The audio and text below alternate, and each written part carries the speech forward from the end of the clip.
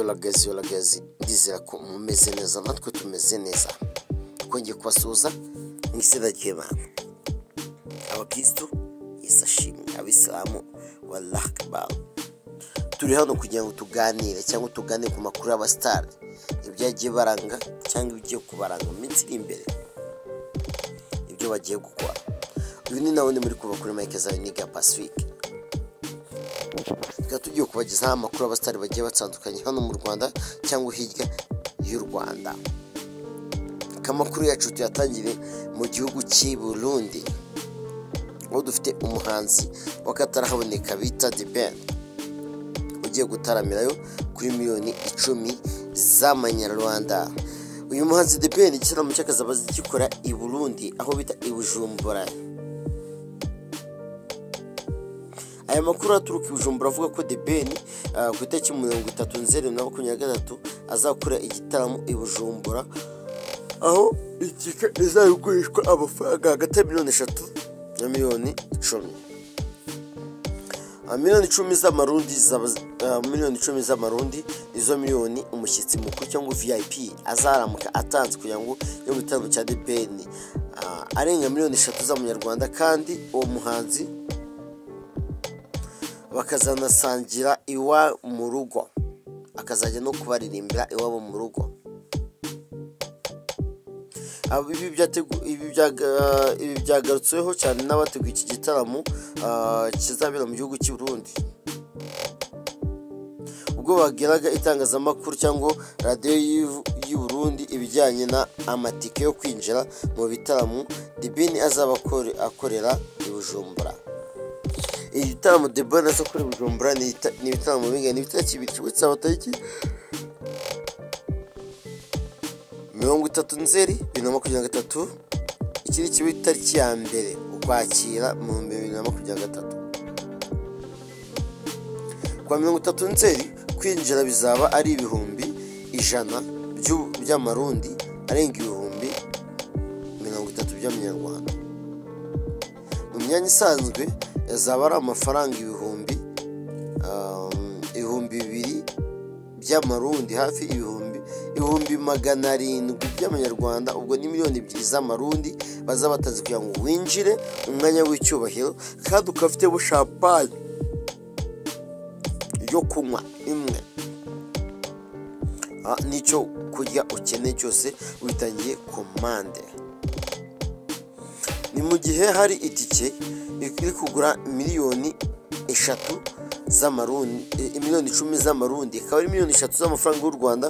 Uyu nguyu azaba ari hosted kujya kumuririmba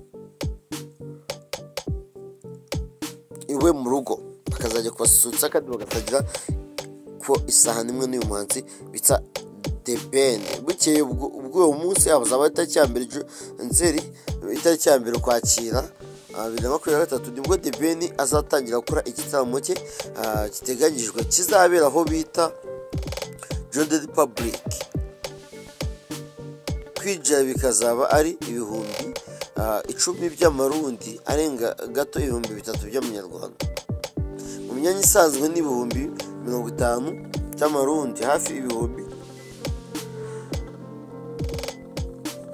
20 by'amafaranga y'u Rwanda, ubwo ni mu cyubahiro ni muri VIP.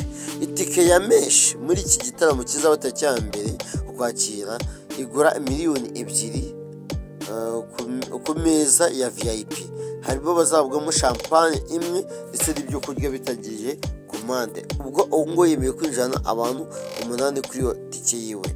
The Ben ategerejwe i Burundi aho agomba gutaramira igitaramo cye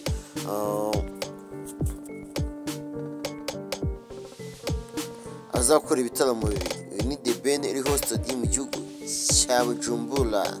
Reka tugaruke ku banza wacu Rusine akomeza gutangaza abantu benshi, atangaza yuko mu gihe yarakoze igitaramo cye yishimiye gukorana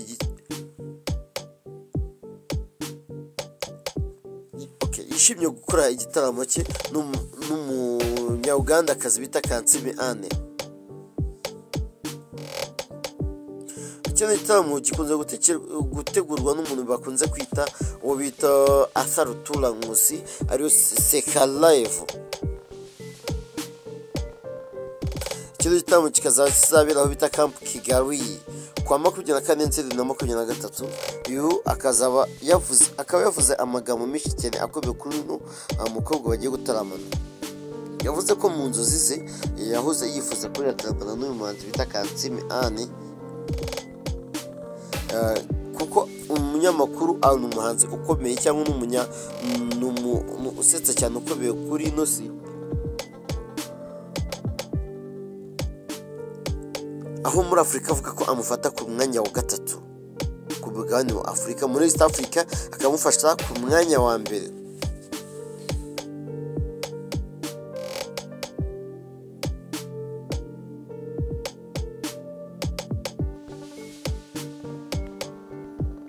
Kandi mwibuke ko Rusine ari we mu bantu bakunzwe muri no minsi. Ubwo Rusine yabitangazaga mu itangazamakuru avuga ko yishimiye kuba yagana Kansime Anne nyuma yuko Rusine yateguye igitaramo cyari ise Rusine ninde, ariko akomeza avuga ati ndataramanye n'abantu bagiye batandukanye harimo erega bariya nibo ba Burna Boy na ba Davido bacu. Urumva rero ni ishema kuba nkomeje gutaramana nabo, bineye icyubahiro kandi bineye ibyishimo byanjye ko mbabona hafi yanjye. Ibyamamare nk'ibi muri Afurika tumaze guhura ni byinshi cyane bigiye bitandukanye, ariko ntabwo bandutira uwo nakita Kansime Anne. Abongera avuga ati se wowe ntabwo wakishimira uramutse yo gutamana n'uyu mukobwa bita Kansime Anne. Tukubwira kuri subscribe, like and comment yawe dukoze kubana muri bino biganiro. Urugendo rwanjye rwa COVID nawe genda ukora mura n'abantu benshi bagiye batandukanye, hagiye harimo Eric Mondi, Daniel Omari n'abandi benshi. Rusine ahamya ko umufana ukomeye wa Patrick Savaldo. Rusine agiye guhurira ku rubyiniro na Anne Kansime, kandi nyuma y'uko yagiye ahura n'abasitari bagiye batandukanye. Rusine akavuga ati uyu ni wo mwuga wanjye kandi icyo kintu kisimishije. Ubwo aheruka mu Rwanda bita Kansime Anne yatanze ibyishimo ku bakunzi biwe cyangwa b'urwenya muri rusange bose hamwe, ubwo yitabiraga igitaramo cya Seka Live. Igitaramo yakoranye n'uwo bita Arthur Tura Nkusi, wo kuda kwita Arthur Nation, aritegura kino gitaramo n'uyu muhungu wacu akabonetsemo. Rusine rero akomeje avuga ati njyewe ndi imbere y'Abanyarwanda, imbere ya buri mwese kugira ngo bataramire kandi kugira ngo bahe ibyishimo mu kwe kumenya. Hano harimo abandi bahanzi bari mu ndirimbo za gospel kuramya no guhimbaza Imana, abarimo Josh Ishimwe, True Promise ndetse na James Daniel, aho bagiye kugira abafana babo kugira ngo babaganirize cyangwa basangire nabo kandi banabaririmbire babakore ku mitima. Abanzi barimo Josh Ishimwe, Daniel Mutabazi na True Promise, James and Daniel bagiye guhurira mu gitaramo Ngwino Tujyane, bazagiramo umwanya wo gusangira ifunguro n'abakunzi babo cyangwa abafana. Iki gitaramo kikaba cyarateguwe n'itorero rya ADP cyangwa muri rusange abantu basenye mu idini rya ADP. Kikaba kizabera muri hoteli bita Dove Hotel. Etienne Karangwa uri mu bari gutegura iki gitaramo yakomeje abwira itangazamakuru yuko umwihariko w'iki gitaramo ari uko abazakitabira bazagira umwanya wo kuramya no guhimbaza Imana, ariko bakanasagira hamwe na amafunguro n'aba bahanzi bagiye batandukanye. Kandi bavuga neza yuko gusangira icyo bisobanuye mu ijambo ry'Imana, ko bagiye gusangira n'aba bantu ibyo kurya. Kurundi ruhande dukomeza kubanza bita Josh Ishimwe cyangwa reka tubanze tugore kubanze uwo bita James, abo bita ba James na Daniel, kuko kwinjira bizaba ari 30,000 gusa, kandi kizaba tariki 24 Nzeri 2024 kikazabera muri Dove Hotel kwa 24 Nzeri 2023. James natangira batumiye muri iki gitaramo bibutsa izina mu ndirimbo zabo zagiye zicaho nyinshi cyane zigiye zitandukanye rw'abyumva harimo amavuta n'ubundi niho ndi n'izindi nyinshi cyane. Kuri ruhande Josh Ishimwe ni umwe mu bahanzi bamaze kwigarurira imitima ya benshi cyangwa y'abanyarwanda benshi cyane mu kuramya no guhimbaza Imana. Uyu akaba azwi mu gusubiramo no gusiramo indirimbo z'abandi bahanzi bagiye batandukanye. Tukaza kuri Dani Mutabazi akaba hanzwe amaso mu muziki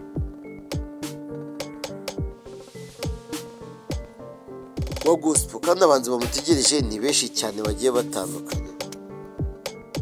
Dukomeze kuri iki gitaramo gitegurwa na MTN cyo bakunze kwita MTN Festival, Iwacu Music Festival. Cyo gitaramo urabizi ko gitegurwa na MTN kigiye kubera mu karere ka Musanze. Kino gitaramo kigiye kubera harimo abahanzi bagiye bari hosted bazaririmbayo, kandi nanone dukurikije ibyo dukora ari Musanze abantu bamwe na bamwe cyangwa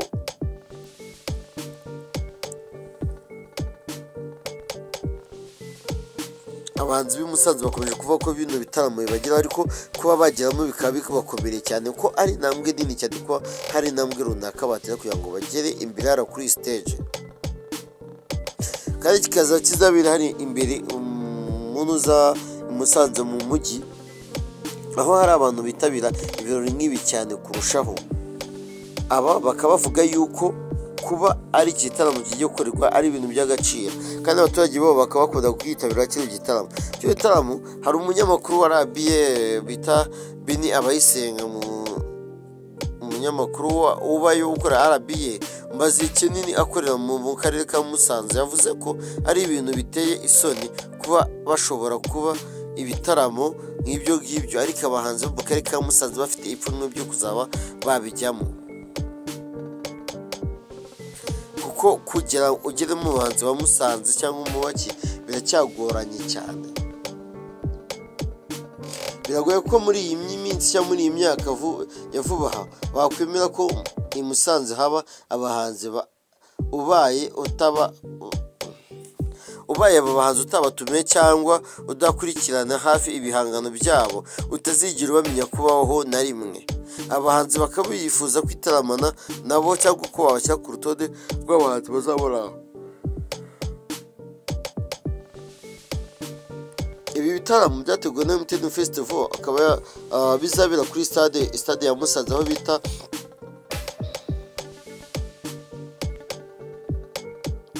muri stade yabo bakunze kwita Ubworoherane.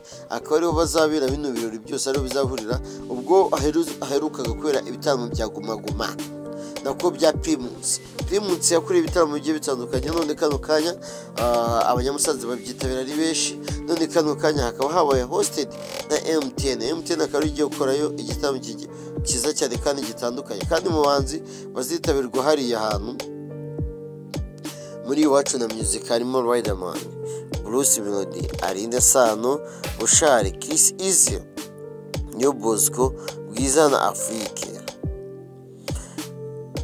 Abahanzi bazitabira muri Iwacu Music Festival harimo Bruce Melody, Aline Sano, Bushari, Chris Easy, Riderman, New Bosco, Bwiza na Afrique. Aba nibo bahanzi bari hosted kuzaririmbira abantu, kandi gate zafungura saa 6 z'amanywa, igitaramo kiza gufunga saa 12 za nimugoroba. Musanze ni tariki 23 z'uku, Huye ni tariki 30 z'uku, Ngoma ni tariki 30, Ngoma ni tariki 7 z'uku zakurikira, Rubavu ni tariki 14. Harimo itandukano ry'iminsi 7. Aho ni banza none dukaruke ku banza wacu bitarareba, aho aherutse kurana indirimbo cyangwa remix indirimbo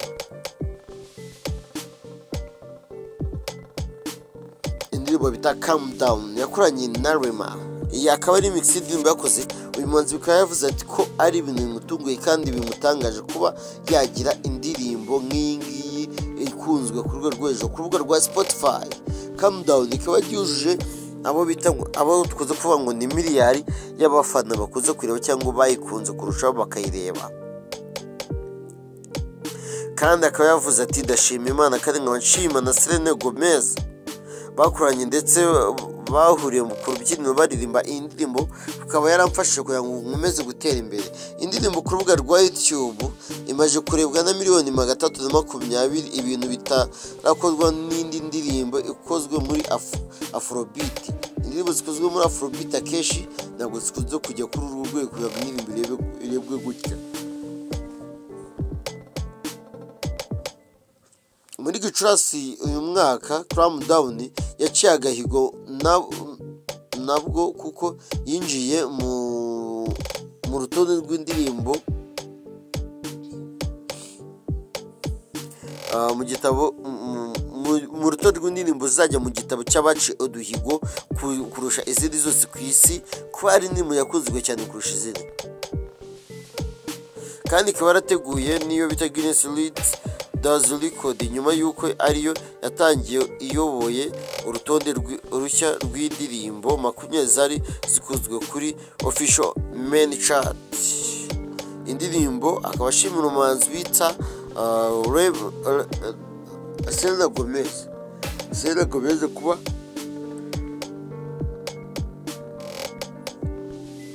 byamuhaye hafi kandi bagakora indirimbo nziza. Tugaruke ku muhanzi wacu bita Marina yaraceho amezi 6 atabasha gusohora indirimbo ye habe n'imwe. Akaba yasohoye indirimbo yavuga ko indirimbo yasohoye kubera umukobwa w'inshuti yiwe yasohoye avuga ubuzima bw'iteze ukundana n'umusore, umusore akaza kumutiyo nyuma nyine kugira ngo amwereke ko ibyo arimo bidashoboka. Akavuga ati ni love story y'uwo bitanana. Iyo ndirimbo yita Unana ya Marina ni nshyashya yasohotse muri no minsi. Undi mwana The Ben nawe namubwiye ko azatabira i Burundi, kandi mbibutse ko yuko uyu muhanzi wacu The Ben komeje kubica bigacika, aho yavuye muri Leta Zunze Ubumwe za Amerika asa nkaho ahunze kubitewe nuko yari yagiye mu itsinda atazi ibyo ajyamo, bari bamutumye bakitabira kandi akifuza ko ari kumwe nabo mu itsinda rigurisha abantu.